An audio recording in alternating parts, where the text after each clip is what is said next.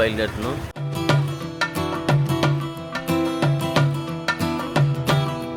ఇక్కడ ఏదో రిజర్వాయర్ ఉందంట, మనం వెళ్ళి అది విజిట్ చేద్దాం.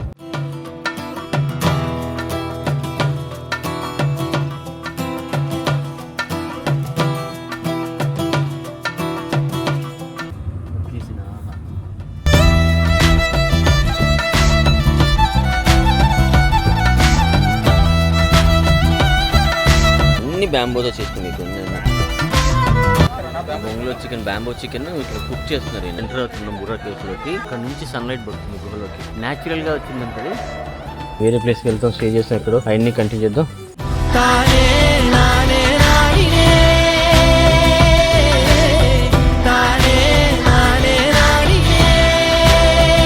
రోడ్ మీద ఇలా మంచి వ్యూ కనబడుతుంది.